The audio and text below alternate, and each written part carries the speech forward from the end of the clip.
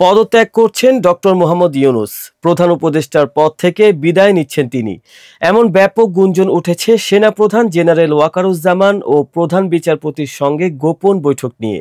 বাংলাদেশের শীর্ষস্থানীয় একাধিক টিভি চ্যানেল জানিয়েছে, সোমবার সকালে প্রধান উপদেষ্টা ডক্টর মোহাম্মদ ইউনূসের সঙ্গে সাক্ষাৎ করেন সেনাপ্রধান।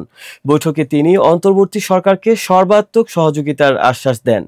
বৈঠক শেষে সেনাপ্রধান বঙ্গভবনে রাষ্ট্রপতির সঙ্গে দেখা করতে যান।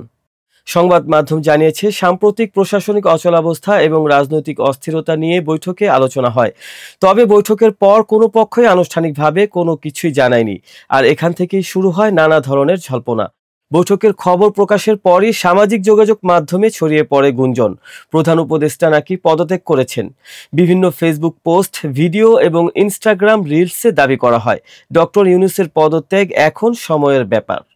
তবে সরকারের ঘনিষ্ঠ সূত্র এবং প্রধান উপদেষ্টার কার্যালয়ে এই গুঞ্জনকে ভিত্তিহীন বলে নাকচ করে দিয়েছেন। সেনাবাহিনী বা বিচার বিভাগ কোনো পক্ষ থেকেই রাজনৈতিক নেতৃত্বে পরিবর্তনের ইঙ্গিত পাওয়া যায়নি। বিশ্লেষকরা বলছেন, রাষ্ট্রের গুরুত্বপূর্ণ ৩ ব্যক্তির এই বৈঠক ছিল কেবল সমন্বয়মূলক। আসন্ন জাতীয় নির্বাচন সামনে রেখে শীর্ষ পর্যায়ে আলোচনা স্বাভাবিক। গুজবকে কেন্দ্র করে বিভ্রান্তি ছড়ানো হচ্ছে। প্রধান উপদেষ্টা ডক্টর মোহাম্মদ ইউনূস এখনও দায়িত্বে বহাল রয়েছেন। আজ বিকেলে তিনি বিচারপতি গিয়াসউদ্দিনের উপস্থিতিতে ৭টি রাজনৈতিক দলের সঙ্গেই বৈঠক করেছেন যমুনায়। সুতরাং আগামী দিনে বড় কোনো রাজনৈতিক সিদ্ধান্ত আসতে পারে বলেই মনে করছেন পর্যবেক্ষকরা।